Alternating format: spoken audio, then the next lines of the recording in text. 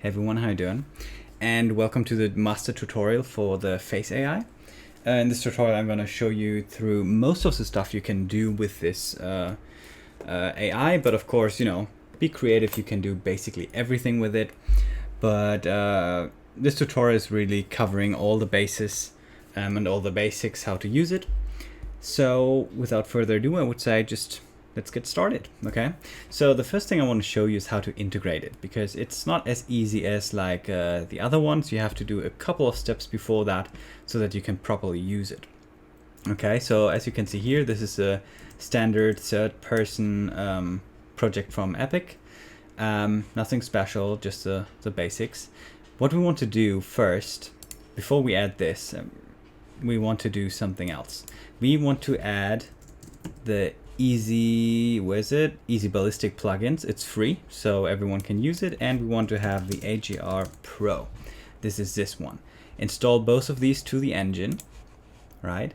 And then once you have this project open and these are installed, we go in here, say easy ballistics, and we say AGR Pro. We just activate these plugins and we restart. Okay, so now while this is restarting, what we can actually do now, we can go here and we say, oops, okay, brought me back here. So we go here and we say Face AI, and we add it to the project, AI tutorial test. That's my project here. So we add it. So now it's added. So now you can see it here, right? But before we actually go in there, what we want to do first is we go to edit. We go to project settings. There we go, project settings, and you find here the third tab from the top, gameplay tags. We go here to gameplay tag list. We go in here and we just add the DT animation tags. Of course you can do your own, but these are basically the animation tags that AGR uses for all the animation switches. So from idle to I don't know, draw your weapon, whatever. AGR uses these. We go over that later on in the tutorial, but just add these so nothing breaks. And now once that is done, what we can do is we go to the test map, and we go just here to simulate. And now as you can see here, he is shooting. They're just walking around. They like circling around. Oh, these animations look a bit rough because they're just a basic Epic Games animation, so there's no special animations. This is just the core project. Later on, I'm gonna show you how to add your own animation to make it look a lot better, right? And in this map, you don't see everything, but most of the stuff like spell casting and stuff like this. We have like our little areas where you can go in and check how it's set up and stuff like this. Here are some spawns and everything. But we're going to go over all of these areas within this project. But this is the first part, how to set up the AI and make it all running and working. Okay.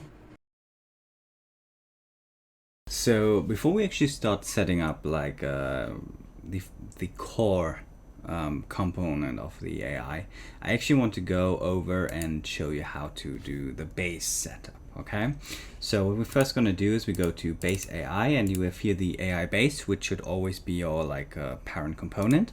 That means if you want to create a new AI, for example, I don't know, a swordsman or an archer, whatever, no matter what, you're going to go right click, create child blueprint class, and this one we maybe call swordsman, whatever, right? So save. And now what we're going to do is we go in here, and the main component will be the Face AI, but we're not going to touch it just yet. That's going to be a separate chapter. The first thing I want to do is I want to actually go here and kind of like set up the class defaults, okay? Because they are also very important to be set up correctly. So what do we have? First of all, we go here to the combat tag, and what we want to take a look at is these values. So we have health and max health. So for example, 200 is the max health, and you can start him with 100 health, so half, but you can also say 200 and then he has full health. This is like a standard health system that you can of course also rip out and put your own in if you have like a specialized system. Then damage melee. So if he has melee attacks, you can change these here, for example, to 40 or to 50. What's important to note is that I have like automatically have variation built into it. That means like 50 is basically like the average, and it can always be like if we take 50 as like the base, it can always be like from like I think 35 to like 65. So I think there's like 25%. I'm not sure anymore exactly how much. Actually, we can take a look at this if we want. This is a base class, so here if you want to change anything, change it here, but we go over that in a separate chapter. Do damage. We have, oh yeah, it's like 50% in each direction. So yeah, so he can do up to 75 damage, or he can just do like 25 damage, right? Something in between. Then the next very important one is, can he block? So I have a block system built in here. Of course, you can also change it as well. Everything is modular, so you can just go into the code and change it. But if you want him to change to be able to block, you can do that here. And then you can also define the block chance. So 10% is a standard. So every 10th attack, basically, he will block. Or if we say every second, you do this and this, right? If he has any kind of range attacks, you want to check this. This is very important, because if you have unchecked this, we save a little bit performance by not having like the muzzle like aim at the target and stuff like this, you know, because they run on ticks to be like as precise as possible.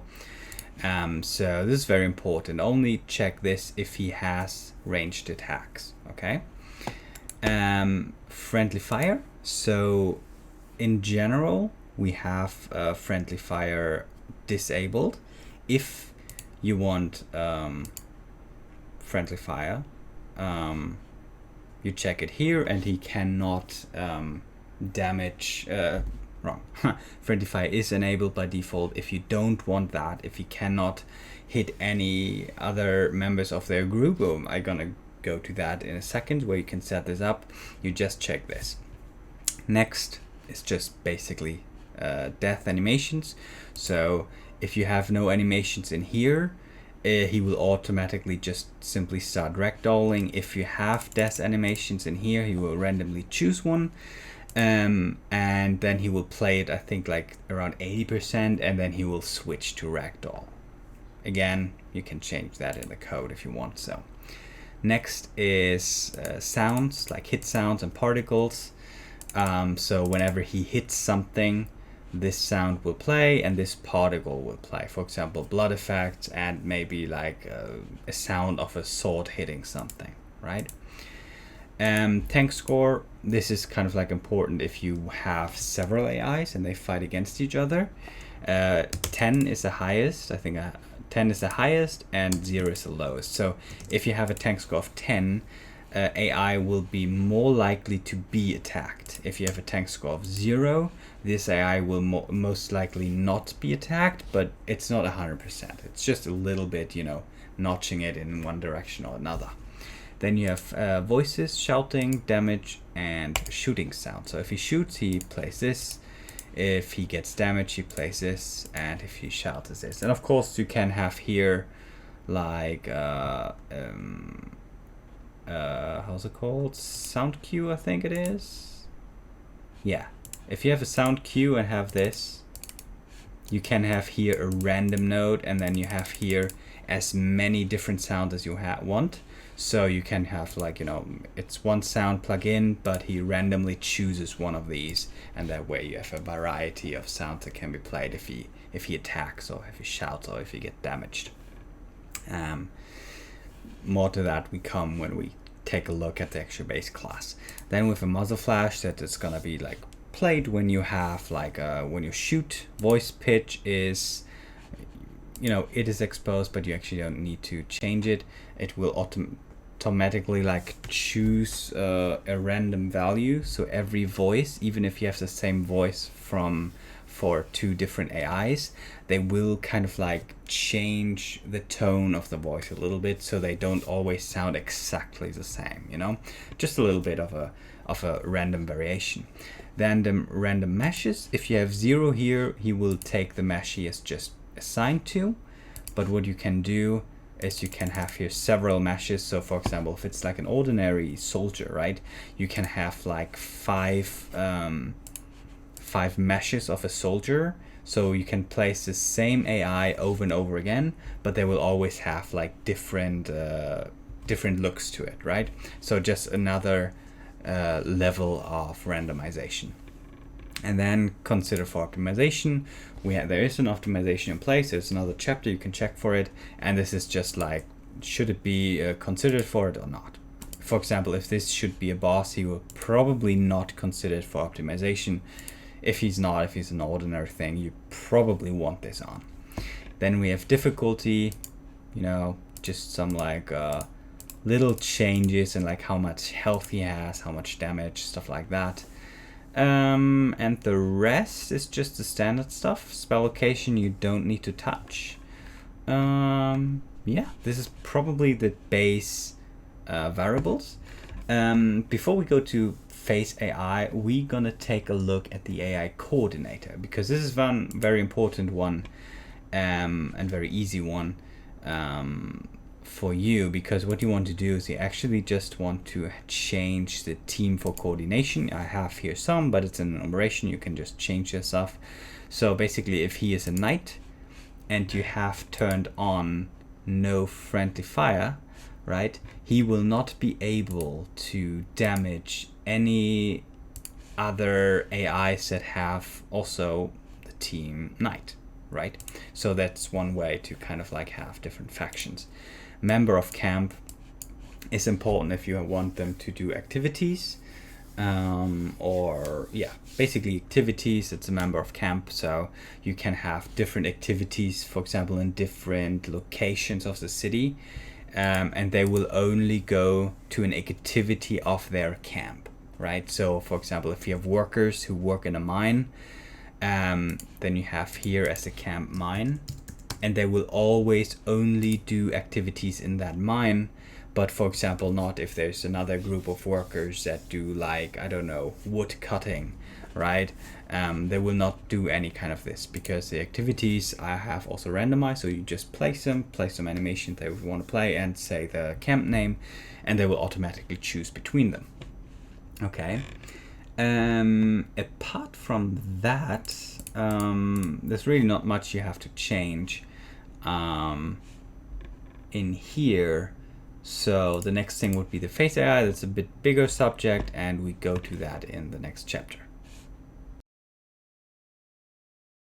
So now that we know the basic variables we can set up in the AI, we're gonna actually take a look at the core of the whole system, and that is the Face AI component. You find that here, all the way in the down here, the component list, you find Face AI. Click on it, and it should look something like this. This is probably open. You can just close it. It's certainly not in the right order, but that's just like how it is, I guess. But we're gonna go one through one to it. And then by the end, you probably should know how to basically set up an AI, but I also gonna disclaim here, you will need to experiment with kind of settings and things like this, because each game is different, so each AI has to basically react and move differently.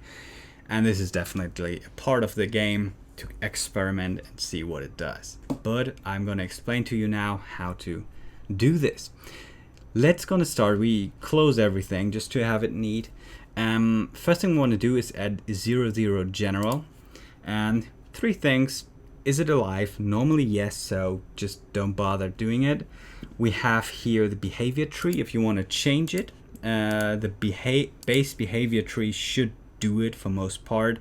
It's a little bit more complex, a bit more advanced, so I would recommend to you to stick with it for the moment. And if you're a little bit more advanced in this whole AI thing, you can go in and basically copy this tree and adjust it to your liking. And then we have the start phase. Normally I think idle is the best way to start with the AI. But if you want the AI to immediately go rush and attack stuff, or immediately go and run away, feel free to change the start phase, right? I normally stick with idle. So that being said, I normally don't really have to touch general, right? Good. Let's go to idle settings, because this is kind of the thing where everything starts. And if you open this up, you will see here two things. You will see idle phase with an arrow. Click on it, close it. It's not important. What's important now, for now, is that we basically have two parts of every phase.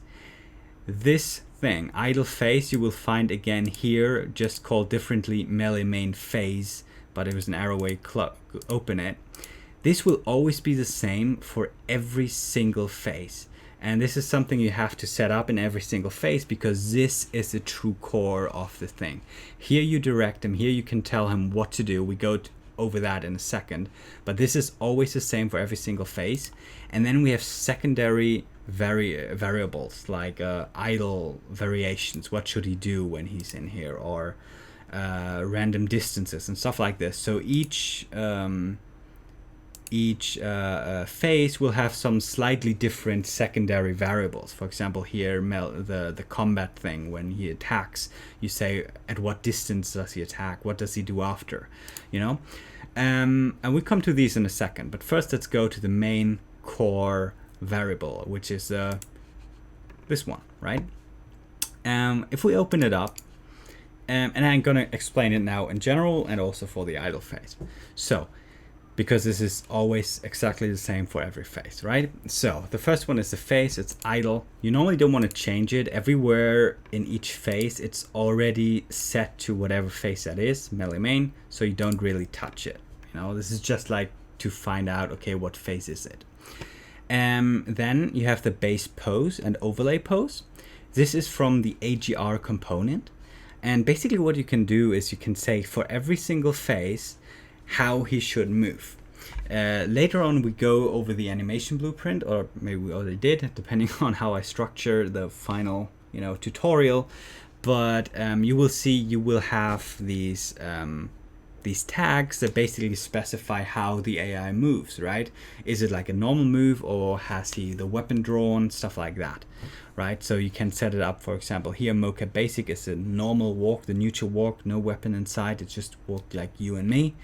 Overlay pose is just an overlay, and then you could say, okay, if he transitions, for example, to, I don't know, movement and investigate something, while he investigating, he maybe goes to, I don't know, single sword, so he draws his sword and he moves like as if he has a sword drawn, right?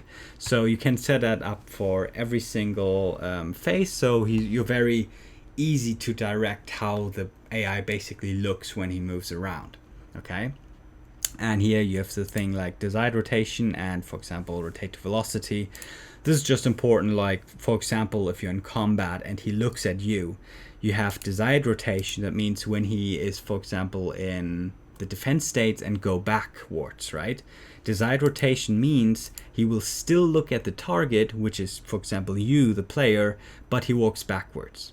If you say rotate to velocity, what he will do if he walks backwards, he will actually turn around and looks away from you in the direction he's walking, right? So this is kind of like important. And desired angle is basically he will kind of like lean a little bit left and right and stuff like that. Rotation speed is how fast does he rotate. It's normally not so important, but maybe you have a very slow enemy that rotates very slow, you put it maybe at 50 or whatever, could be important. Then you have target tags, so every tag that he kind of like considers when he looks around. So for example, player and team dragon, or you can delete it and only the player is affecting, whatever he does. Target tags, pretty, self-explanatory. Then we have animations, not so important in idle, but it's maybe important for the melee states, because he will randomly choose one of these animations to play during, for example, the melee combat, right? So if he goes here and when he attacks, he will choose one of these animations by random, right? If he has only one set up, he will always do the same. If he has two, he will do 50-50. You know, you get the point. Then we have sound. It will always be played at the very beginning of the phase. That means, for example, if you know Metal Gear Solid, when they see something suspicious, they always make this alarm sound, and then they go to investigation, right? So that's what you can do here. We have an investigation phase, and whenever they go in here, under sound, where is it now? Here, he will have like a notify cue, right? Here it comes up, and then he will investigate. That's how you use it. Then we have messages, which is really the heart of how you direct your AI. And basically it works very simple. You say he receives a message, let's say damage, and when he gets damage, he's gonna transition to hit. If he blocks an attack, he goes to the block transition, to the block phase. And here's important, they sometimes sound look the same. Message is a message, right? You see this, all the message that you have, and phase is really all the phases that you have, right? And there are three that are a little bit special, three messages, and that is damage, block, and dodge, because they are basically already coded in to be automatically received. For example, when he gets damaged, he gets a damage message. If he blocks an attack, he gets a block message. And if an adversary basically sends out a dodge message, he will automatically receive it. That's basically what notifies you. We'll see that later when we set up the animations, right? All the others one, like threat and help and insult and lure and talk, whatever, these can be like however you want to send it to the AI. We also have like, I showed that later to you, we have like message volumes where you can, you know, say I want to send this message to this AI on this area. And here you can basically specify what happens if he gets this message, right? For example, if you have a threat message and this is like a citizen, you want him to go to the flee phase because then he runs away, right? And one important thing, whatever we set up here, we set it up only for this phase. So if you, for example, don't set up any messages and he gets damaged, he will do nothing. If he gets a dodge message, he will do nothing. He may receive all these messages, but if you don't specify what he has to do with these messages, he will simply do nothing. Okay, this is very important. That way, for example, we have three melee states, right? Main, secondary, and special. So what you can do, for example, do is that if he gets damaged in the main phase, melee phase, where is it now? Here, messages. If he gets damaged, he gets hit. And when he transitions to the hit phase, he will actually abandon whatever he does. So if you haven't attacked yet, you will basically cancel his attack, right? So you can say, okay, in this message, if the player hits his AI, he can cancel his attack and make him play a hit animation. But the secondary attack maybe has no message receiver, so you don't have this. So hit. So you don't have this. So when the player damages his AI, he will not abandon his attack and he will still play whatever attack animation you tell him to, right? So that way you can really specify whatever he should be able to do in this phase and in this phase and in this phase, and it's all separate and all can be basically always different depending on what phase he is in. Okay, so this is very important to know that this is always localized just for this phase. Okay, then let's continue. Then we have a delay. What you can do is you can say if he enters this phase, so for example idle, let's say he enters idle phase and after 15 seconds he should investigate something, and you can make a random deviation, so 15 seconds plus minus something between 0 and 5, right? So can be 10, can be 20, whatever. right? And then we have inside and loose side, which is pretty much self-explanatory. You set up here, set it up, index. So if he sees something with a player tag, right, or a team dragon, right, whatever, just a tag, he will attack. So for example, team dragon, he will attack, but if he sees a player, he will run away, right?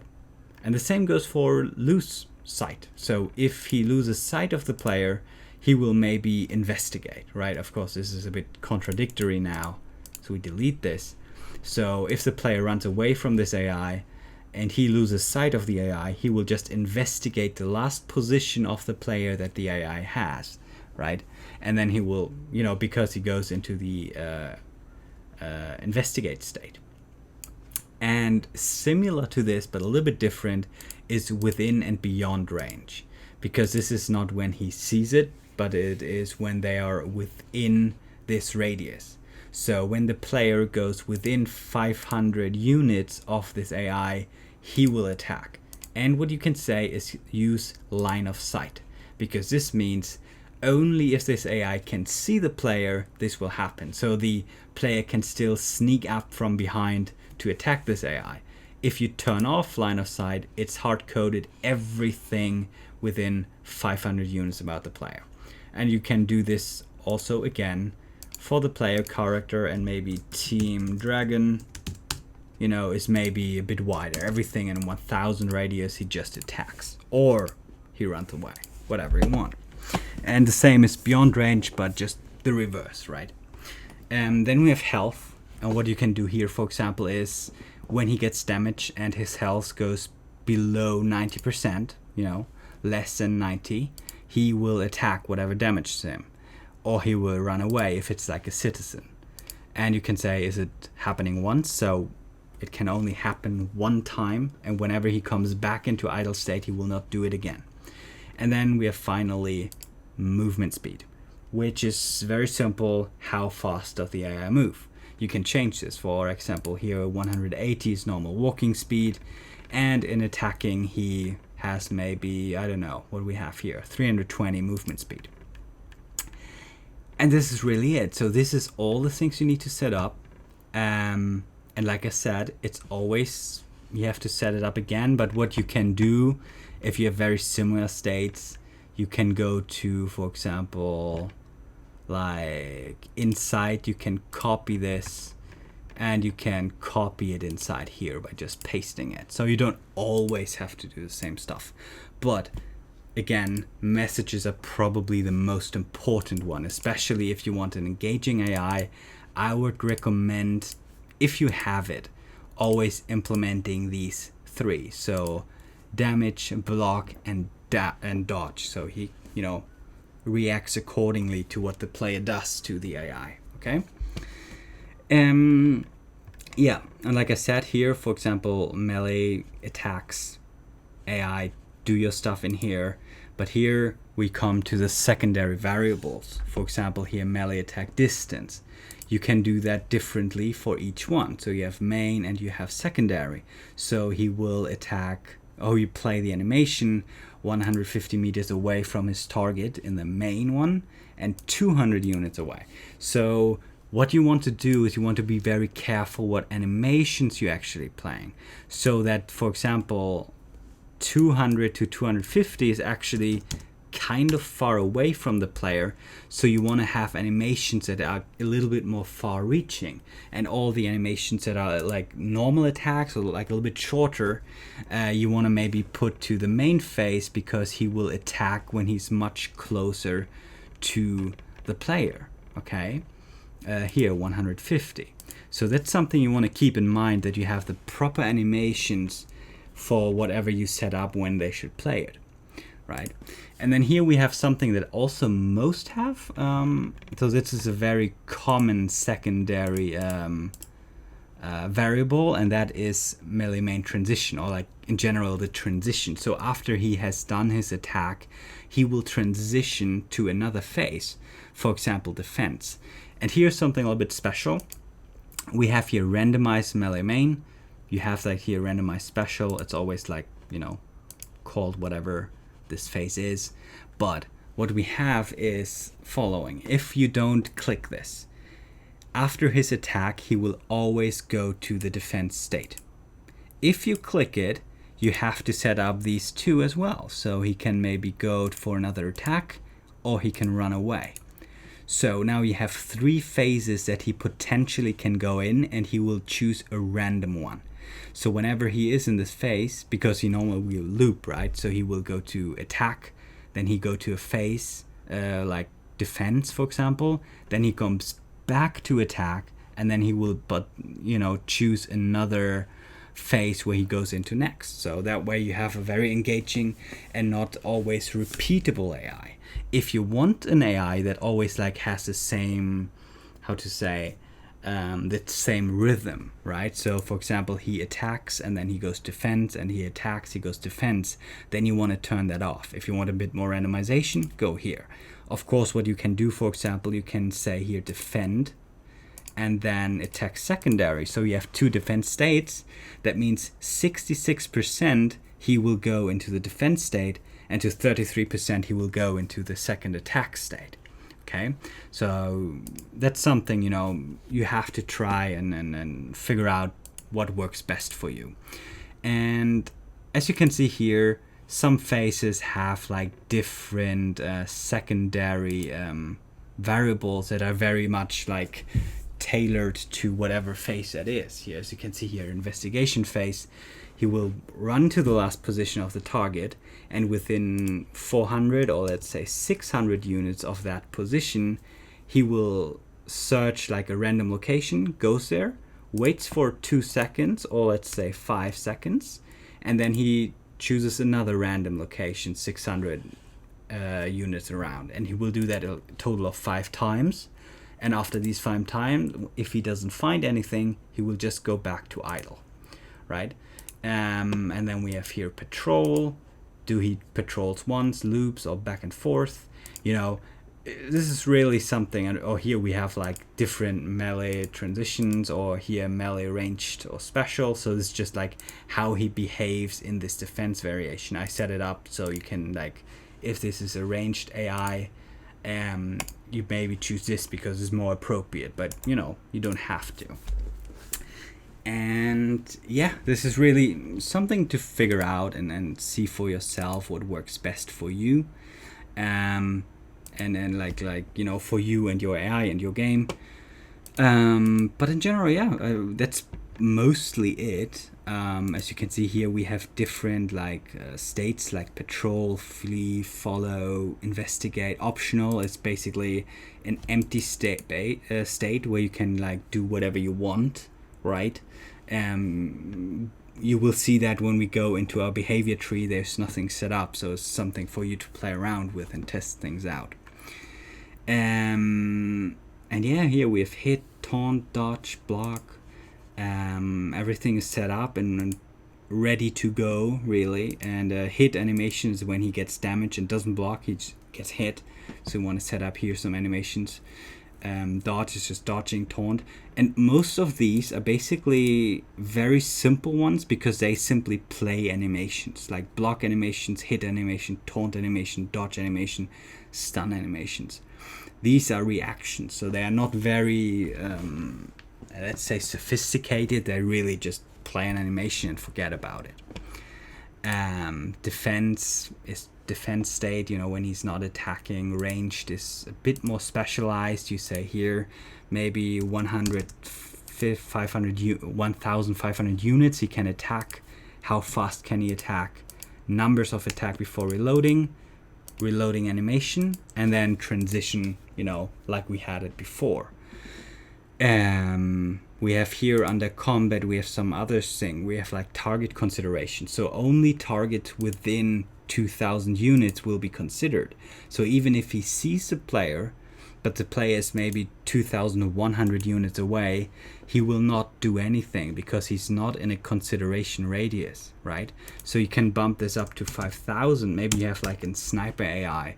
So you bump this up to 5,000 just so he can always see the player. Target priority is how easy does he switch switch targets. Higher for old target, lower for new. So the higher this is, right, for example 4, he will probably never really switch his target. But if you do 1.5, he will probably always switch a target if there are multiple targets. And require line of sight is in general, does he has to see the person or not? Like if there's an obstacle and stuff like that, right? So this is really it, and I would just recommend you to check it out and play around with it, because that's really what you have to do to get a feel for it. But before I leave you here with this part, I'm going to show you this at the events, because they are also kind of important events here, because you can do additional stuff, as you can see here, on begin idle and end idle. Each phase has an event for when it begins and it ends. And for example, how it's used, you can see here in the AI example, ranged and melee team R, for example. As you can see here, we have on begin idle, he will unequip his sword. I just, you know, added him a sword here and like attached it to a component.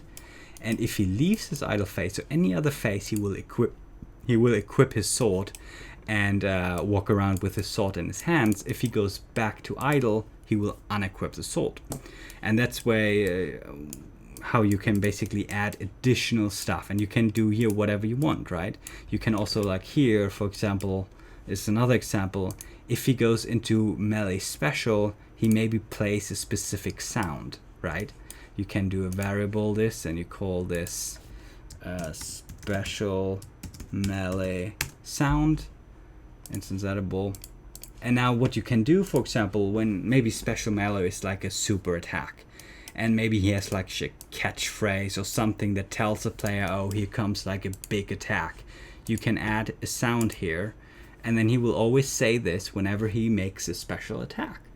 And that's really, you know, super useful. Or on begin flee, when we can just copy this over now here, and whenever he flees away and runs away, maybe there's like a screaming sound, whatever, right? He screams while he runs away.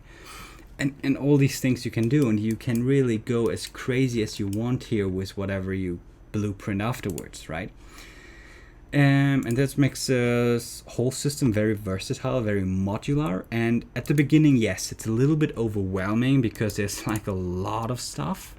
But once you've done it a couple of times, you will see it's basically for each phase, it's very similar. It's always basically the same, but it just works. And yeah, if there's any question, of course, always write me or come to my Discord.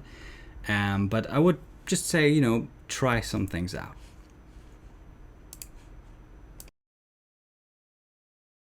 Now, what we want to do next is we want to prepare the player character for the AI, so that the AI can see the player, interact with the player, etc., etc. For that, we need to add a few things to your player character, okay? So you find actually an example under player in the advanced AI. You can open this up. And then, as you remember, we have the standard third-person template from Epic. We also open up this. So this would be your player character, okay? So, and what we want to do first is we want to add one thing, and that is a team coordinator, which is basically a way to assign your player to a certain team. For example, let's say soldiers, right? So that means if you have friendly fire disabled, and you have, for example, like friendly AIs, and they have the same team, soldiers, so they will not be able to accidentally like damage the player, okay? And that's what we add. The next thing we want to add is basically we go to class settings up here, and here you have interfaces. The first interface we want to add is actually the AI exchange interface. So we compile this, save this, and if you go now to interface, you see here we have reactions and we have exchange. Reactions are mostly simply for the how to say for the AI. Some of them you can actually also add to the player, For example, like a play voice and damage info or something. We'll come to that later. But mostly it's AI. What's more important is the exchange tab. So we have here information, right? So we have here 4 variables. So first, is it male or not? It's maybe important if you do like voices with reactions. I'll show you that later. Then we have tank score. If you use this or not, at least here should be like a number. If you don't use this, maybe just put it to 5. If you want to use it, remember low is like the least amount of tank score and 10 is most amount. And the more tank score you have, the more likely the AI will attack you. So 5 is right in the middle.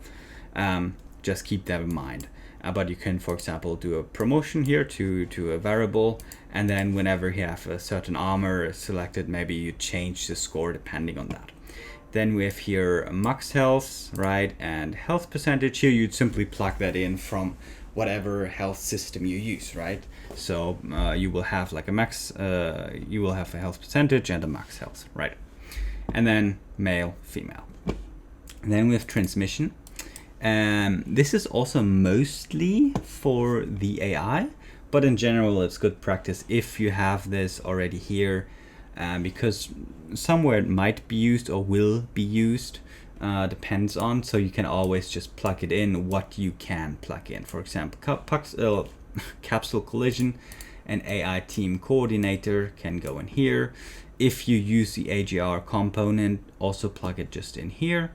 And that's basically it. So AI controller, you don't need it, it's a player character. So the next interface we want to add is the interaction master interface. In general, you shouldn't need it.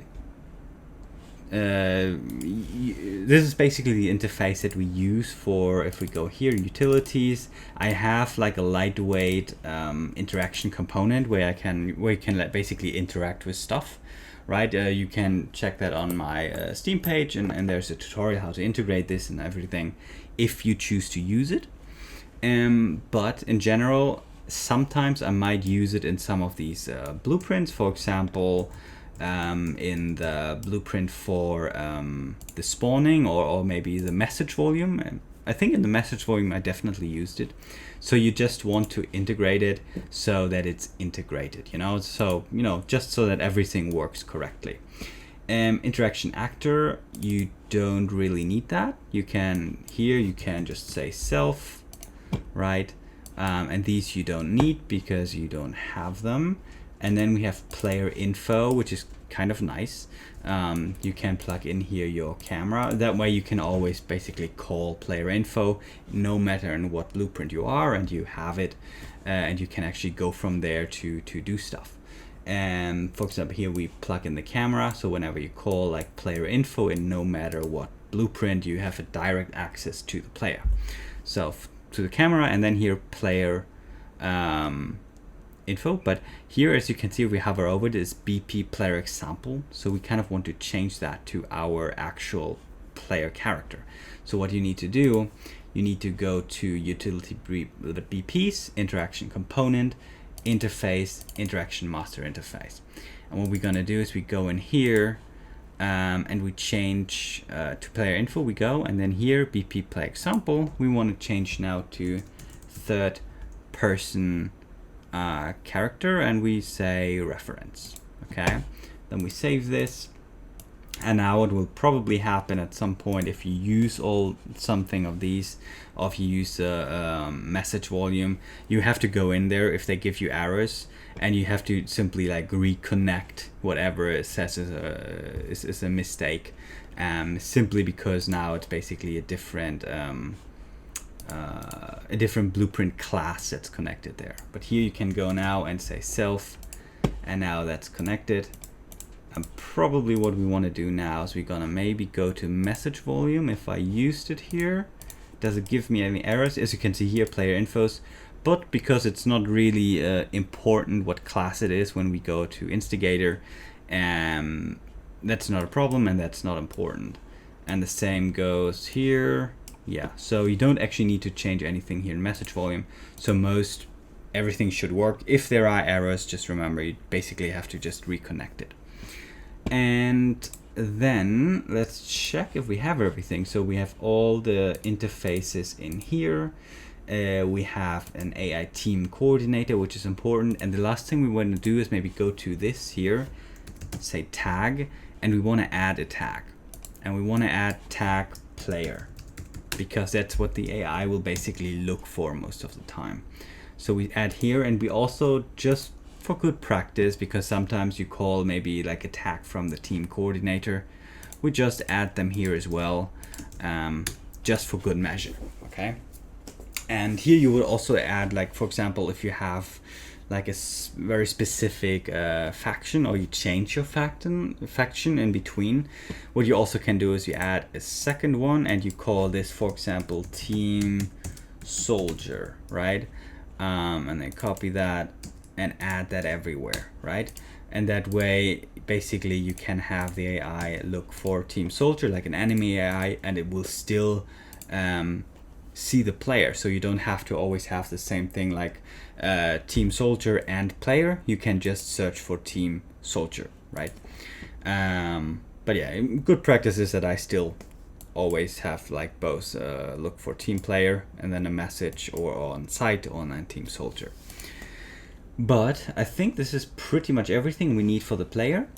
And yeah, if there's anything not working, you can just check here. But I think in general, everything is set up pretty much as it should be. And yeah, if you choose interaction, what we can also do, but this is from the interaction interface, interaction component, if you want to use that. And in general, take a look at my tutorial for that. But this is all the setup you need for the player. All right, another thing I want to show you now is that you can actually repurpose some of the code I use for my AI. And most importantly, what I'm going to show you is that an example of, let's see here, as you can see here, we have all kind of code, but what we have in especially is reactions and, for example, play voice. So if we go here, you just double click on the interface, play voice. As you can see here, we have a voice variation, and we have here shout. And if you remember, I hope I already showed it. If not, it's in a part next to it. We have, let's see here, animation files, bam. What you can actually do, maybe not shout, let's go here. What you can actually do is we have a notify called voice notify, and here you can say shout, speak, activity, idle, damage, and this is basically if you get damage, he has a voice, he speaks, and that is when he gets damage, and when you want him to shout, he can shout, speak, he speaks, activity, he does certain sayings when he does some activity, and you just say that here inside of the thing, and then this notify will lead to the interface, which is play voice. And because an interface is not bound to like an actor, it's just looks for an interface inside of an actor, you can actually have the exact same code we use here in our player character. So we go back to our new player character right here, and what we want to do is we go to interface, reactions, play voice. We have now the interface call right here. And what we want to do is we simply go like this, we copy this, we go back here and we paste it in.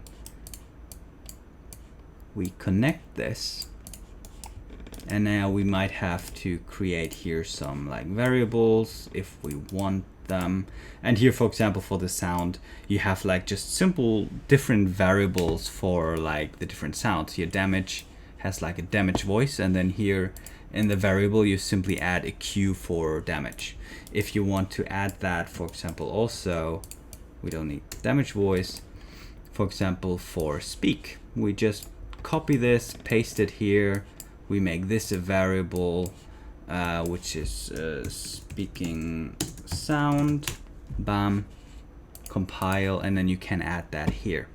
And as you can see here, this is not a variable yet. copy this, no arrows anymore. Okay, and this is shouting voice, which I, for example, use whenever he attacks, he shouts something, right? So you can hear, imagine this being attack, and at this point he shouts. You just do here shout, and it will automatically lead to whatever character, or to whatever to whatever character, may it be the player or the AI. It will always lead to this interface. That means you have the same thing for the AI as well as for the player character. And you can do the same thing, for example, for damage info. Okay, the rest is very specific for AI, but you get the point. You can actually go inside my base AI, and you can search for maybe some code that you can actually use for your character. If you like how they do damage, you can do the same thing actually for the player character by just copying like the do damage thing here, and set up everything, like basically copy it from here. Then you need to add the AGR Combat Master to the player character, and you can use the same thing and the exact same montages. That's what I do in my game. The player character use the exact same montages as the AI, and that way I have to set up only one thing, and I also have to change only one thing, like only one montage. But of course that's only if you don't use your own system for your character, right? Just I want to bring it out there that here is some things that you can really just copy paste into your player character and actually reuse some of the codes I have here for my AI to use for your player character. But yeah, that's basically it. And I think the voice part here is very nice. It's very cool, and it's like a very easy way to really make your character or your AI speak. So the voice notify is really a powerful notify to give really immersion into combat. So, okay, let's take a look now at the animation blueprint, okay? The animation blueprint you find here in this asset is in base AI, and then here AI animation blueprint. Okay, so the first thing I want to say is this is like a basic setup that I even used for my games, right? It's very easy. But also I'm gonna link that in the link below, because this is all set up with how you would set it up also for your player character. Actually, in my games I use the same animation blueprint for my AI that I use also for my player. Okay, and I really would recommend you to check out the YouTube channel from AGR Pro, from the creator, because he has a ton of tutorials where you can actually see how he sets up and what you can consider and what you can do with it and everything. Okay, but let me do you a favor here a little bit and show you a little bit around how it works. Okay, so number one, we have two states basically. We have the base pose and we have an overlay pose. So base pose would be like a walking blah blah blah, and overlay pose could be, for example, like if he lifts his weapon and aims with a gun. Okay, just the arms going up, the upper body basically. No, not basically. In my setup, the upper body here, it's actually called the slot upper body, is basically that you can have two animations playing on top of each other, right? And the base animation is really like the whole body, and overlay pose can override the upper body, right? You have two slots of these, and when we go over the animations later on, I'm gonna show you also like what's that for. Well, basically, because full body is basically if you set up the animation montage. Actually, let's take a look at this real quick right now. We go to animations, animation files, and here we have, as you can see, which ones we gonna take a look at. Let's go here, and this is just strictly for montages, just so you know. If you go in here, you see here's your timeline and what they do basically, but then here you have your default group of your animation group basically. And there is, if you go slot names, there's default, upper body and full body. Default slot is what Epic comes with basically. We don't gonna use it. If you have your montages in default, they will not gonna work, okay? But we have upper body and we have full body. Full body is the whole body plays the animation, and upper body we just take the upper part of the body to play the animation. Okay, that's very important to know. You need to have some of these, except of course you decide you do your own stuff here. but that's just now for this tutorial, pretend you don't. Okay, so this is for the montage. Now let's take a look here. We have base post. You go in here and you see you have conduits. And here it comes in what we set up in the beginning, right? If we go here, project settings, to these are the gameplay tags, right? And if we're going to take a look here in these conduits, as you can see here, we're just checking, is the base post tag the mocap basic? If it is, we go in unarmed. If it isn't, we go out and we search for other stuff, okay? So that way you have, you can, you know, copy these, put these in here, and you can have all kinds of animation states. And these animation states are only what the body does. It's not like special attacks or something like this. It's just walking, jumping, swimming, stuff like that, okay? All the attacks are handled with animation montages, okay? So that way you can have like a whole ton of like different animations, you know, like rifles, bows, pistols, just walking, or swords, shield and sword, you know, stuff like that. All of that you will set up here, and you basically do always two conduits. One is the one that goes out is if it's not in that, if it doesn't have this tag, and here is if it has that tag. And then in here you will see we can have some variables, and we actually send it to a separate animation tag. And we're actually going to go in there here real quick. And this is a very standard animation tag. We have here our locomotion setup with moving. Here's like a blend space, right? This is directional actually, but you can of course also do it like 1D, so one direction, but this is directional. And this is all set up. You can take a look, and basically whenever you do another one, a new one with like new animations, you can just copy this one, right? Like duplicate it and call this, I don't know, single swords. When I have like, you know this a normal sword animation locomotion, right? You copy it and you just go in here to animation graph and you change it right here. Okay, so you change basically just the moving state. Of course, you can also set it up that here's like crouching, you know, you would send that here with a blend post and stuff like that. But you know, that's like, you know, not really the part of the of this package. So you should probably know a little bit how it works, but you can also check here how I set it up. And like I said, go to the channel of AGR Pro. I will link it in the bio, and there you will find a lot more in depth how to set something like this up. Let's go back to this one. If we go here to overlay pose, it's exactly the same, but just know that everything you put in here will just play the upper body of the animation of the locomotion. And then here we have simply like split it up into these slots, upper body and full body. So if you want another slot, you can just plug it in here. And if you would have IK, you know, you would just say set it up here, right? So you would just plug in whatever IK nodes you have. If you use Power IK or Dragon IK, you would plug that in right here. And then here we have like, you know, just like switching up normal stuff. And yeah, here a jump, falling, you know, very, very simple stuff. And go crazy here if you want to change that up to your taste or however you want to use it. Feel free to change that here. And yeah, that's pretty much how you set up the animation blueprint for that. You know, you split it up into single animation blueprint, and then you have one master blueprint that basically directs the AI to different ones. And we already saw in the core setup how you basically direct them. You have these tags there that you can actually dictate in each phase which animation state, and this is the part where they actually choose.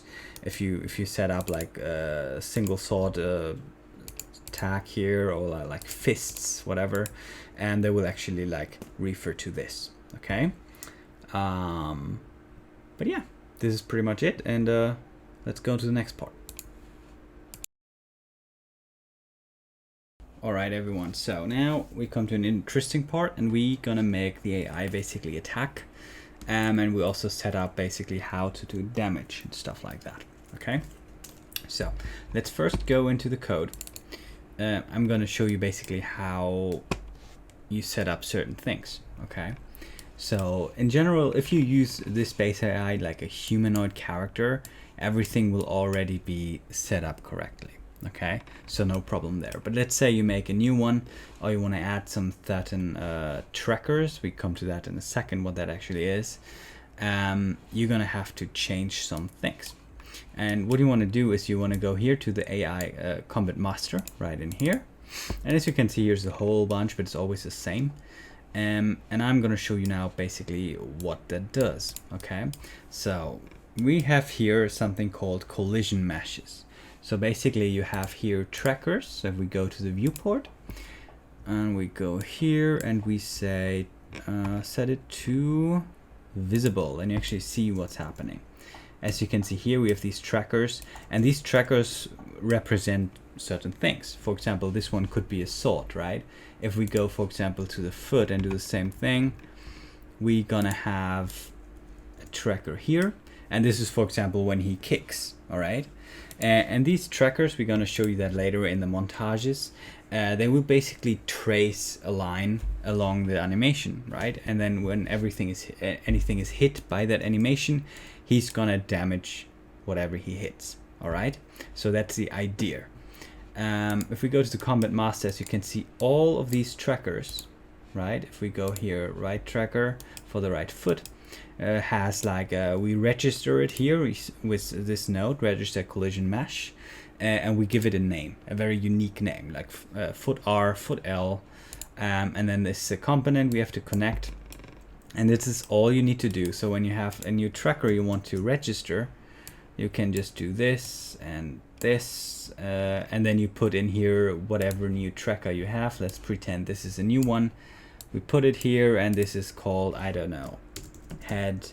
You know, when you maybe want him to be able to headbutt people, right? Then you would do something like this, and then we have here a register name called head.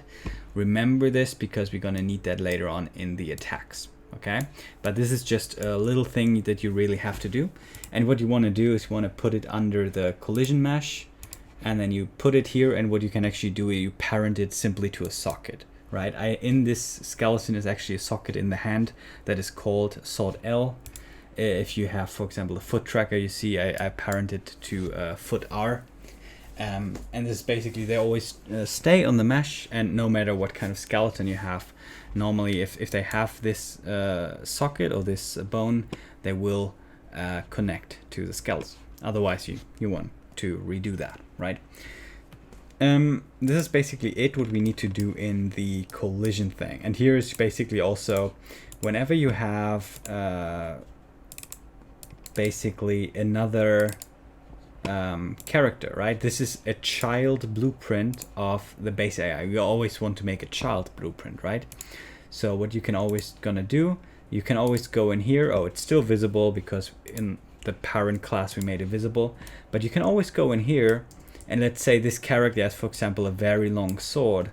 What you want to do is you want to simply scale this up, and you can also position it differently, so you can adjust it per AI, right? So now he would have like a big sword, and also like because of that we want to make the tracker bigger to kind of like, you know, trace accurately when he swings his weapon. Okay, so that's just a little side note. But now let's actually take a look at the montages, because as we've shown in the AI course setup, we use montages for attacks, right? So we go here, animation, example animations, and here we have, for example, which one do we take? Let's see, retarget, skeleton. What do we have one? Which one do we normally use? Okay, doesn't matter. Oh wait, it's called spell casting even though it's a head. Okay, doesn't really matter. Normally what you want to do This obviously I just used for spell casting, but let's pretend I didn't. Spell casting is covered in another section, so let's just delete this real quick. If you want him to attack, okay, you have to do two things.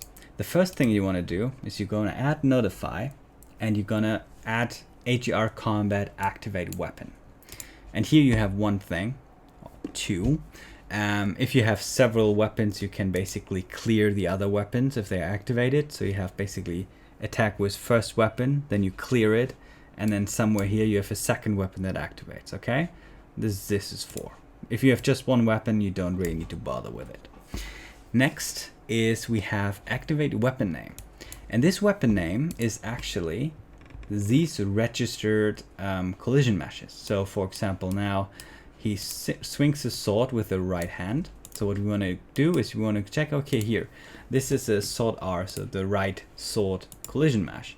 So what you want to do is you put in the name here. And now this collision mesh that we registered here is activated, okay? Only in this montage, okay? Afterwards, it's automatically deactivated.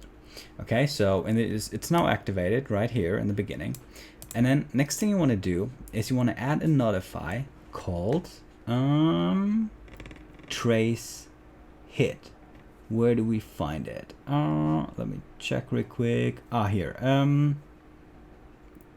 Yeah, here. AGR combat trace hit. Okay. And what you want to do is you want to drag this out. This one, it just has a long name, but it has just a point. Like right here, it's activated. And now what you want to do is here starts a swing here. So you drag the trace here. This is start. And he swings is until here. So you drag it like this. And now within this time frame, the tracker is activated. And whenever it hits something, right? If the trace hits something, he will damage it automatically. Okay. This is what you want to set up. This is the base setup for doing damage, right? So that the eye traces something and makes damage. What do you want to do next? And this is good for the AI, but also for the player.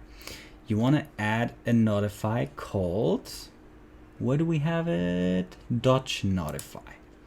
And the dodge notify is basically for a certain percentage. It's not always firing. It's randomly firing when it comes here. And it basically sends out a notify around this AI, right? Or the player, if the player can use it as well. Actually, it's meant for the player mostly, because when the player attacks, the AI can basically sense, oh, he's attacking, and then he will try to dodge. But he will use a random dodge, so you might still hit him. Maybe he makes a successful dodge, but that is one way to make the AI basically make it more responsive, make it so that the AI can actually dodge the player when he is attacking and not just blocking. Okay, that's kind of like important, right? And then yeah, you can do like other stuff here, like the normal stuff. For example, you can say voice. That's kind of nice. So voice notify, we covered it also, I think, in the previous thing. So where you set up basically what he says at certain times, and you have here like the enumeration, right? He can shout here, he can speak, he can do like whatever. So this is for voices, and if you want to make a sound at that location, play sound, if you want, a sword swing, like you just add a sound and add your whatever, add your sword sounds here, and that's how you basically set up and Montage. But another thing is, and the most important thing is, you go to default group here and you want to set it to full body or upper body. I prefer mostly full body, but it depends on what you want the AI to do. If it's set to default slot, it will not work. Okay, he will not do any animations because of the way we set up the animation blueprint. I talked about it there. So you needed to have one of these two. Okay, let's go with full body. And this is pretty much it. So that's how you set up animations, and not just attack animations. This is of course for attack animations, but this is in general how you set up any montages for this AI so that they can actually work with it. And yes, that's hopefully a little bit helpful, and see you in the next part. Hey everyone, how you doing? In today's tutorial, we're gonna take a look at spell casting for the AI, okay? And these changed a little bit from the last update, so I'm gonna show you now how you're gonna do it.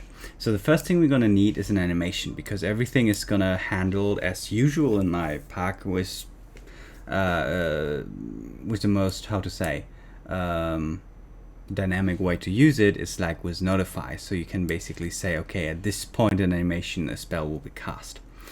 For example, here we need only one notify, but we potentially use them twice, and I'm going to show you in a second why. So we use the spell notify here, add notify spell. If we go here, we have a bunch of options. We can choose one and we can change, and I'm going to show you now like what they are used for. So first, with a spell type, the first one, the standard one, is an indicator. So basically it shows where the spell will have like an effect, right? We have area at location. So the spell will be spawned upon the target of the AI. So if the AI has like a target, like for example the player, it will spawn at the player location at the time of this spell notify. Okay, so that's important to know.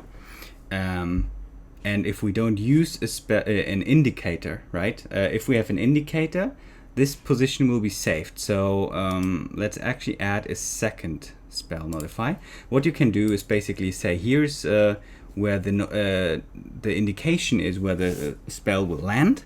If you use that, the second spell notify will actually look at this, where was this spawned, and then he will spawn the spell at the same location, right? So you actually like do that. If you don't have this indicator, it will actually spawn right where the target is at this moment of the notification where the spell is actually spawned, right? So you can you have two possibilities how to spawn spells. Okay, let's go back to the indicator.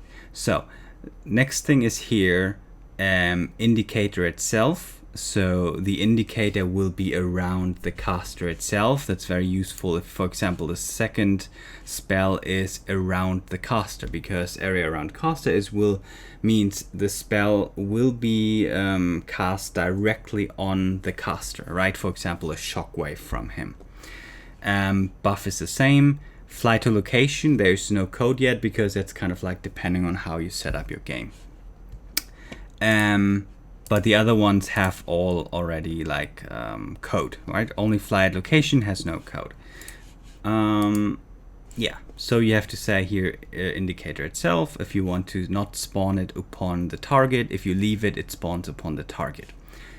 If we now go to the spell, so the second notify, here is important to note.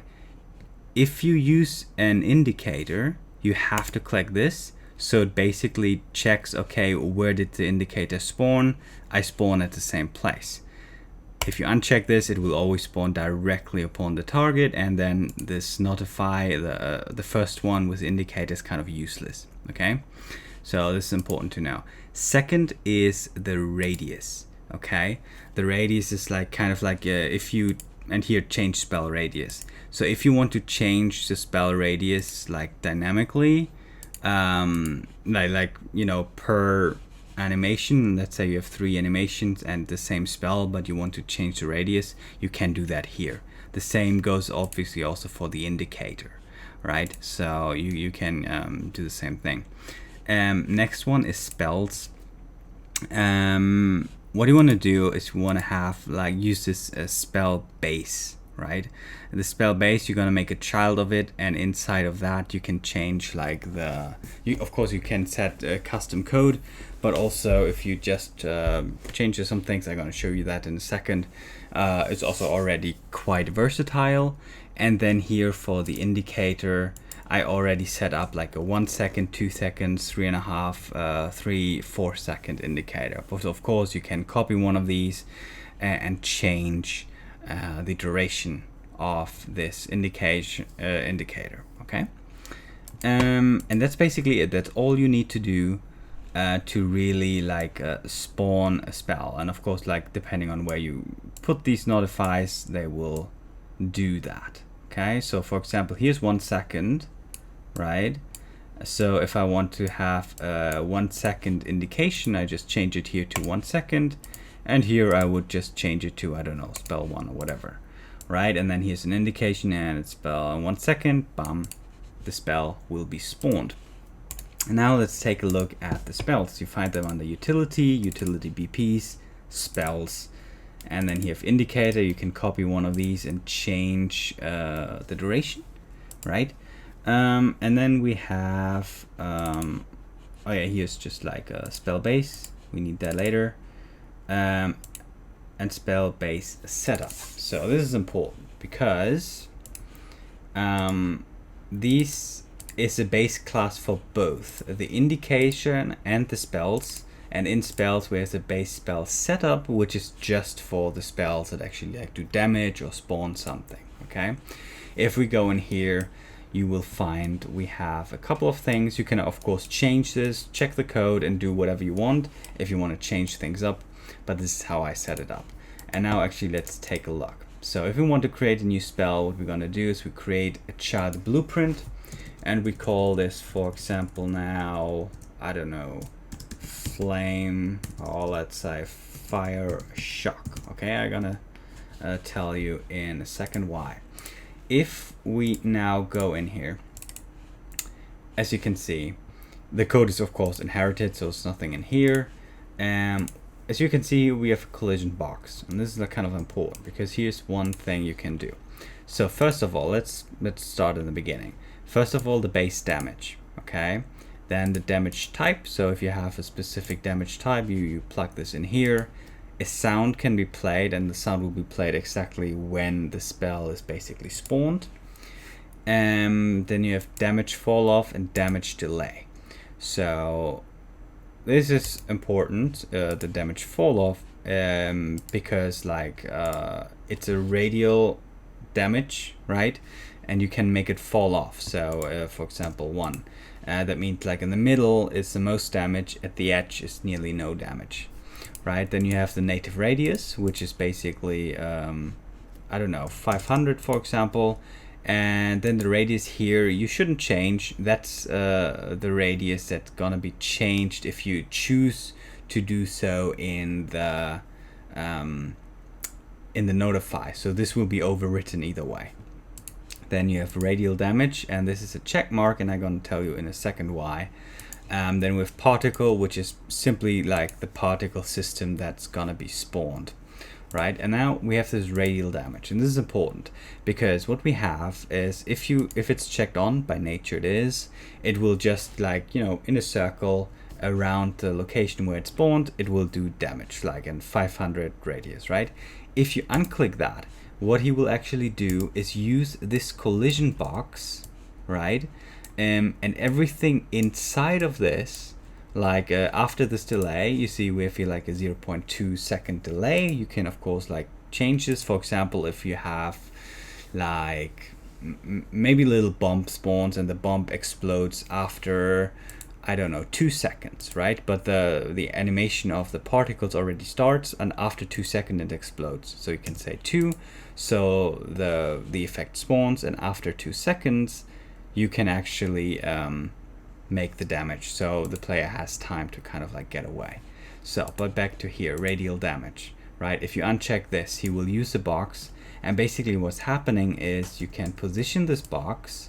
So X is forward, so here X forward, right? It will rotate everything in this direction, and it will rotate in the direction the AI is facing, okay? So if the AI is facing towards the player, it will do this blueprint rotated towards the player, okay? Because the AI will always look at the target. And then you can, you know, make it bigger and any shape you want, right? And then at the time it makes the damage, it will check, okay, what character is inside of this box. And you can actually go in here and you just drop it in, right? drop it in here, and then here you can get a feeling, okay, how big is this box actually, right? In this area now, if he would like cast, for example, a flamethrower or like flame burst or something, in this area everyone will be damaged. All right, so this is all that does, and that's basically it. And like I said, if you want to do any changes, for example, change when the sound plays, or maybe you have a sound in the beginning but you have some spells that you need another sound, you can just copy it and plug it in somewhere here after the delay, and then there will be a second sound played just at the time where damage should hit. So you say sound 2, so this is a second sound, right? So there's one sound when you spawn the spell, and there's another sound when you actually oh, we need the location, when you actually do the damage with the spell, right? So we changed it up here. We have spell sound 2, and now if we go here, as you can see, we have sound 2 and sound 1, right? And this is basically the spells. And if you want to change how the spells actually work, you can take a look at the base AI, and you have to go to functions, perform spell, and as you can see here, we have our enumeration. So here the indicator, add location, around caster, and buff. And by the way, the add location thing doesn't really take much in account, like the set rotation, right? If you want to, for example, do like the fire burst, right? So what you want to do is you actually want to go in here to, wait, where is it? To the animation, right? So we had that, I think, here. No, I was here, right? So to the animation, and what you want to do is you want to change it to around caster. So it will spawn at the caster's place, but it will be basically then rotated towards the player. All right. Anything specific there as well? No, not really. Another thing I will add actually is that we will kind of make it so that you can have an offset. It's not yet in, but it will be when I update it, that you can basically define at what height the spell will spawn. Okay, for example, now if I would play this fire shock, it would actually spawn right at the ground, but you want to raise it up a little bit so it matches kind of where the hands are, stuff like this. But yeah, in general, that's spells and how you use them, and I hope you enjoy it. Alright, let's take a look at spawning our AI in. We have essentially two ways of spawning our AI in, and that is under Advanced AI, Utility, Utility Blueprints, and then under Spawner. We have here 3 blueprints. And 2 of them are the most important. The first one is the spawn area, this one here, and you just drag them in like this. And you can also here increase the spawn area to, you know, fit the room size or whatever. And randomly within this sphere will be the AI will be spawned.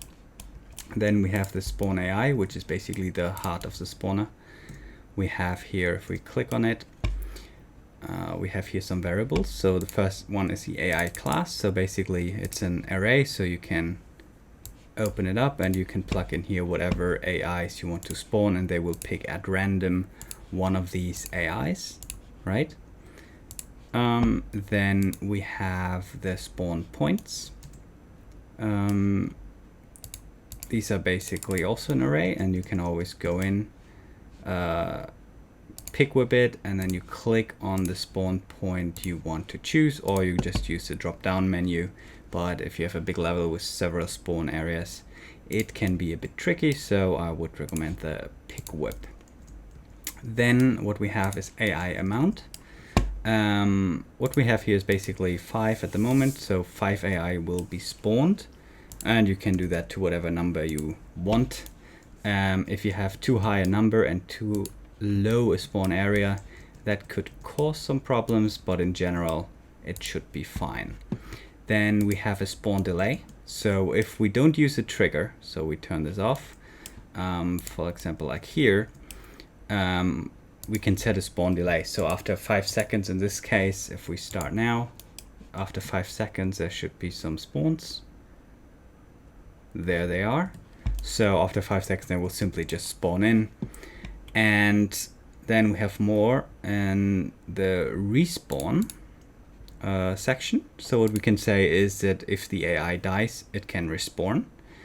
And we can say it always respawns. So it's like an infinite number of respawn. So if there's like, so they try to have always 10 AIs active at the same time, right? If you turn this off, they can respawn 5 times. So 5 AIs can die and be respawned, and after that there will be no respawn. And the respawn delay is in this case 25 seconds, but you can put that to whatever you want. So this is basically the base spawning system. So, but we can also spawn by triggering it, what I would recommend in general, so just to keep everything a little bit more light. And for that we have the third blueprint that you just drag in. That's this one here. You have there a trigger that you can move around. It's just a little simple overlay box. You can scale it and put it wherever you want in the world. What you do next is you simply go into this, and you have here basically the exactly same values that you have in the normal spawner. The only different here is the target, and that needs to be a spawner. And what it actually does is it overrides all these values you set here in the trigger inside of the spawner that you select. Okay, that means everything is basically sent over, and we do that just to keep everything light and everything in one blueprint. So if you want to make any changes in the spawning system by yourself, you just have to change this blueprint and not have to also change everything in the trigger the same way to get the same results from both versions of your spawning in. Okay, and that's basically sums up everything about spawning, and see you in the next section. Alright, let's talk about setting up patrols. Okay, so what we have here, you find it also in the utility blueprints folder. And I have already dragged it in here, but if you drag in a patrol spline, as you can see, you have here like a normal spline with Alt or Command. You can basically drag out other like spline points, and you just draw it however you want the AI to walk. Then we have here an AI, and this is really just basically a spline. Then we have the AI where you basically have to set up everything. You go to the AI and you go to Face AI. And of course, to walk the patrol, they have to be in the patrol state. That can either be the state they start in, like in this case, or if they, for example, have a certain trigger, maybe they start in idle and then they hear something and then they start patrolling. Okay, then here in the patrol setting, you have here like the normal values that you can set in every phase, right? So if they hear something, see something, they change to a different state, a different phase, or if they get damaged, they change to a different phase. You can set up the movement speed, for example, 320. And then here you have a patrol route. At the moment, it's still in a way that you have to set up which patrol they should walk. It's I would potentially make it so that they automatically will like maybe choose the closest one or at random one, but so far you still have to set it yourself. Then you have patrol types. So how do they walk the spline? So for example, loop is they will walk from start to end, and then they walk back to the beginning. Then we have back and forth, so they walk from the beginning to the end, and then in reverse the whole spline again back to the beginning and back and forth. Or you have once, so they walk just from the end from the beginning to the end, and there they basically stop. Okay.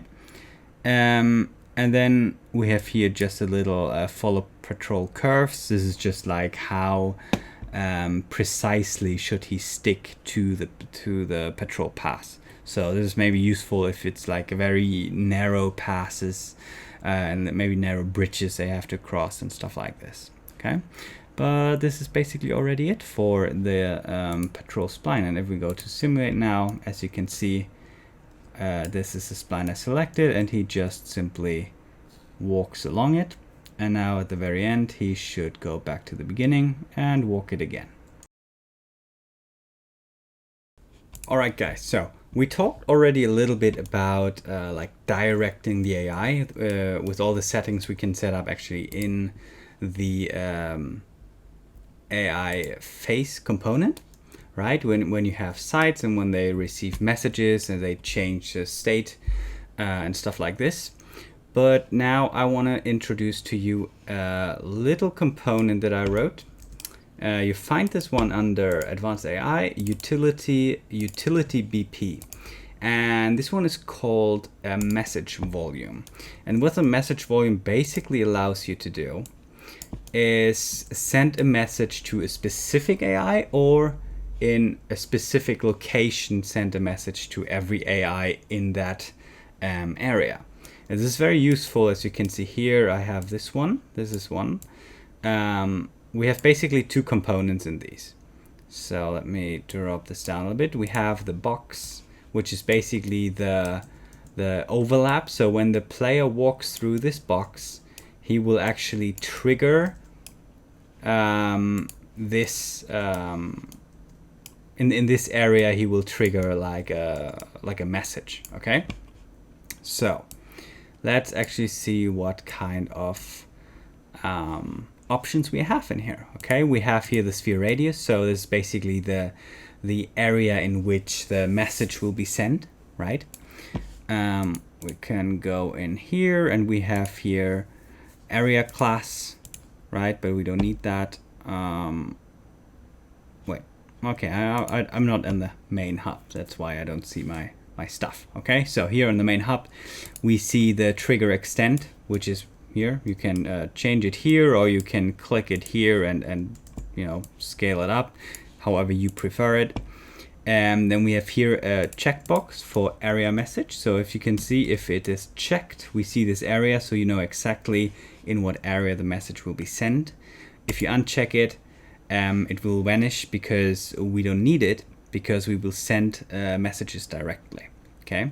Next, on third, here we have the message you actually sent. You know, do you want to send a dodge message, a taunt message, insult, threat, lure, you know, whatever. You can, for example, set a lure, an area message, and then when the player walks in here, maybe here in the corner, you will have a little bit something like taunt. So every AI that's maybe up here will get a message that you taunt them. Or what you can do, you can get this, you get the area location here, and then you just drag it to where actually the player is at that time. And what you're going to do is you say lure.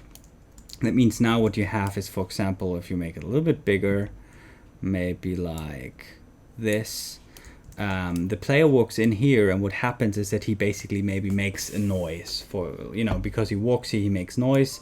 So every AI in the area will be notified, and you send a lure, and then you set up in the AI lure is maybe investigate. So the player comes in here, and the AI will investigate. Oh, the player was here, he heard something, so let's check it out. Maybe we find the player, right?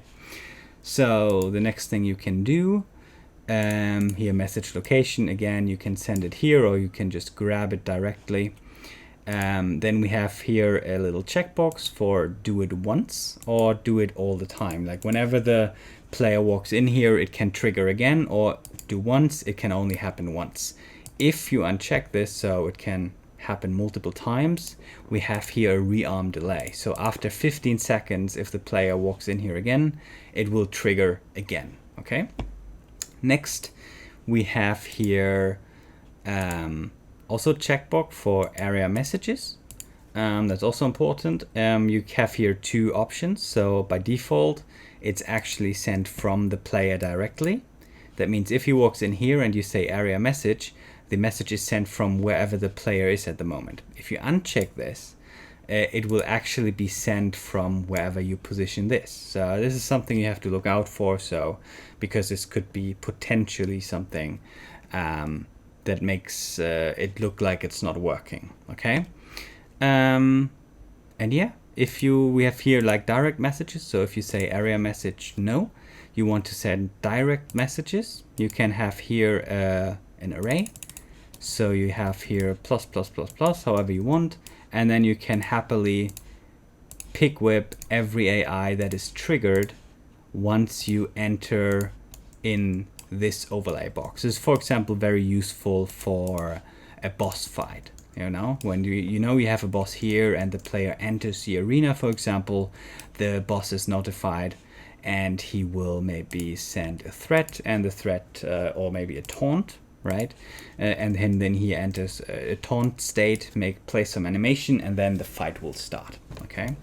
Yeah, and that's just a little overview over a very, very useful little utility blueprint that helps you a lot to navigate through levels and direct the AI depending on where the player goes, you know, and what they should do. I hope this helps, and let's go to the next.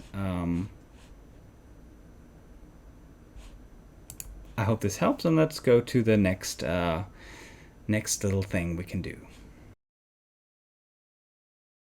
All right, everyone. So now I want to tell you a little bit about idle. So we already know the idle where he walks around randomly or just stands around, but we also have like an activity blueprint, right? So that he basically does something very specific at a very specific place. We have this, I think, here. Yeah, this is an activity blueprint. Let's go into here. So you find these under utility and utility BPs, and there's an activity one. We kind of drag this in, and now we have details here, and we're gonna fill them out because it's very straightforward and very easy to use. So what are we gonna do? We're gonna look at the defaults, and first of all, what we're gonna do is we're gonna assign it a camp name. So for example, if a miner goes into a mine and should like hammer against the wall because he mines coal or whatever. For example, we call this now mine, right? So if you remember, if we go into the AI and we go to coordinator, we have member of camp. And here you want to also say mine, right? Mine. And now he will only consider every activity blueprint that basically has this camp name mine, right? So if we have two, he will choose two of these, but he will never choose this one because this is a camp name test, right? So this is important, and this first thing you really have to set up. Random deviation is just like how long is like you have here active duration. I don't know why this is kind of like weird. You say maybe 10 seconds he will be at this activity plus minus 2 seconds, you know. So it can be all the way from 8 to 12 seconds or something in between. Then you have an actor limit, for example 3. And as you can see here, the moment I changed it from 0, I actually got here 3 little booth, right? Whoops, here we go. So, and as you can see here, we have a capsule component, right? And he will randomly, whenever some AI goes on here to this activity blueprint, he will choose one of these 3 booths, right? And there can only be a maximum of 3 people on this activity blueprint, right? And you can bump this up to whatever you want, right?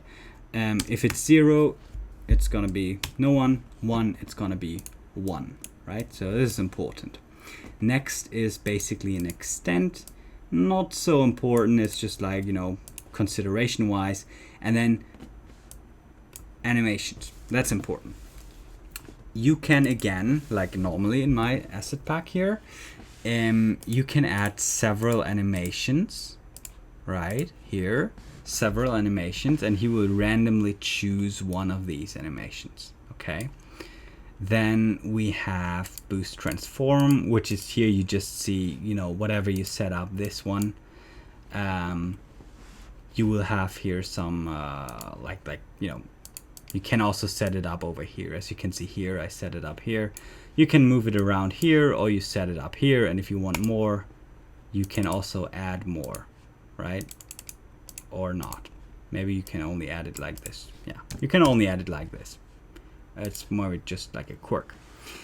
What you can do next is snap rotation and snap location. This is important if you want the animation to really facing a very specific direction, right? You see here this arrow, right? If you don't have that on, they can just go in, and whatever rotation they're on, they will, you know, look in that direction. If you do snap location and rotation, they will go exactly there and look exactly there in this direction. And offset is the same here. You can offset the boost location a little bit. And that's really everything. Like if you set that up, that works just fine. And there's really not much more to it. And this is really nice because you can really set up different booths of the same camp, like mine. Oh, I just copied the booth. You can just copy it up here, whatever. And each one of these is the same camp, but different things can happen. And you don't have to make it like this. You can also say maybe shopkeeper, right? And then the other one is maybe shopper or whatever, and they will go somewhere. Or maybe this one is like a cleaner. So you can also, it doesn't have to be a camp like a place. It can also be used for like occupation, you know. And yeah, so this is basically the activity blueprints. Pretty straightforward. You just have to set it up here in, whoops, let's open this up a little bit. You just have to set it up here in the team coordinator that this is camp cleaner. Write it correctly, that's important. And then of course what you have to set up on Face AI under idle, you go here and you say instead of roam, do activity. Okay, that's important, and that's everything there's to it. Enjoy it. It's very useful. It's a little bit more directed than roaming. Roaming is just moving around randomly, but this way you can really have people do different stuff, right? And they have actually an animation. They're not just standing around when they roam around. They actually do something at their location, at the final destination. They actually do some animation, you know. Or you can even have like an animation where they play on their phone. So they go to that location, play on the phone, go to another location, or sit down. You know, you can make them sit down with this, or eating, or lying, sleeping, stuff like this. So it's very, very versatile and very powerful. And I hope you enjoy it. Okay, after we talked about spawning, let's also talk a little bit about optimizations. It's in general very useful if you have like a lot of AIs, but I'm going to show you basically how you can stream in and stream out AIs depending on the distance to the player. Okay, so for that you need to go to the AI counter, and you don't need to place that in the world because it will be basically placed automatically. You go to utility blueprints, and here you find the AI counter. Okay, and here is a little bit of a timer, right? So this timer you simply have to connect. I don't connect it here normally, you just connect it in the very end, just because it's for testing purposes. It can sometimes cause a little bit of a problem. So you just connect it, right? And then as you can see here, every 1 second it will check for the distance to the player. As you can see here is a function, and as you can see, a whole stuff will happening. You don't really need to worry about this. It's all properly set up. The only thing you need to kind of like do is choose your optimization radius. Like for me personally, between 6,000 to 8,000 units works mostly best. But if you have a very large open world where you see very far, maybe you want to pump this up to like, I don't know, 15,000 or whatever. If you have like an open world, if it's more like a narrow world you have, like a hotel or something like this, you can even put this down to like 4,000. And what will happen is, like, if they're inside this radius, they will be activated and visible. If they're outside of this radius, they will be deactivated and also turned off, so you cannot see them.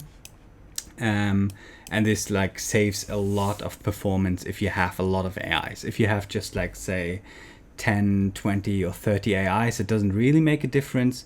But if you approach like 40, 50, 60 or more AIs, it can make a huge difference in performance if you have like lower end PCs. And if you approach like 60, 80 AIs, it's always a good idea to kind of like save a little bit performance with this, okay? In general, all you have to do is connect it. Then you save the optimization radius. And there's one more thing. If you go to your AI, you can individually set if they should be considered for optimization. You find this in the default class settings here, where you have all the health values and stuff like this. If you go to the base values, you find here consider for optimization. If it's ticked on, they will be considered.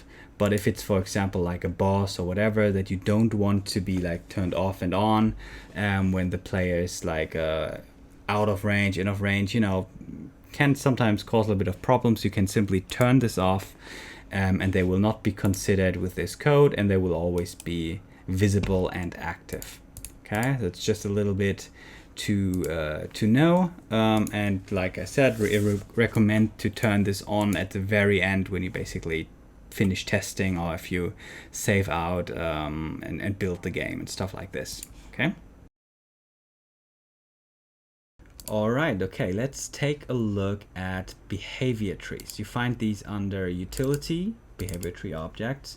You have here some stuff not so important at the moment, but the important stuff is here the face tree, the base one. If you open this, as you can see here, they will probably look quite familiar, because here you will see all the states you can actually transition into from your AI, right? Patrol state, melee state, stuff like that. And basically what the face tree is, or the behavior tree, is that he will direct the AI when he's in this phase, and he will, like, you know, do whatever you tell him to do here, right?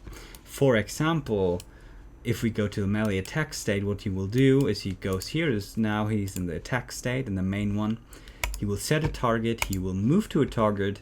When he's at the target distance, here attack melee distance, you will find this familiar under here, melee phase. You see here, this is the attack melee distance, right? If you remember, that's the distance at which he will play these animations.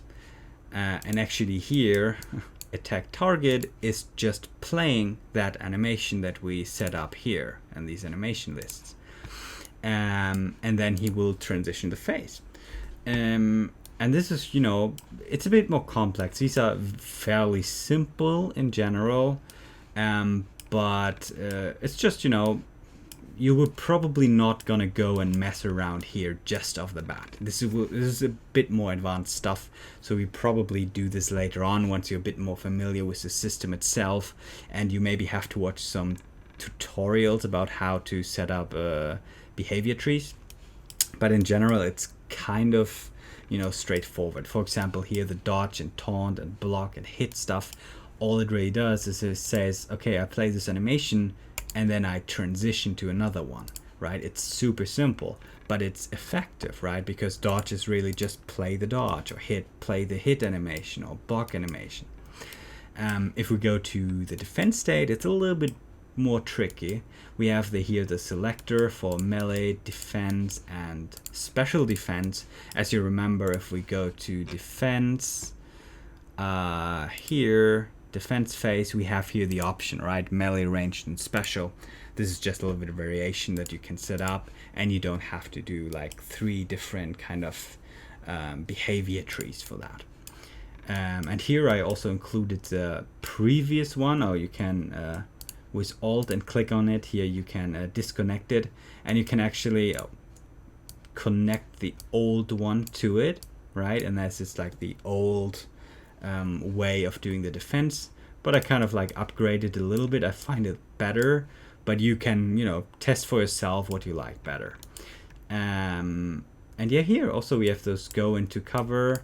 You can do that, and then he will go into cover, and you can say here wait, and then you can say transition. So you can actually say, okay, after 4 ± 1 seconds, he does transition to another phase, right?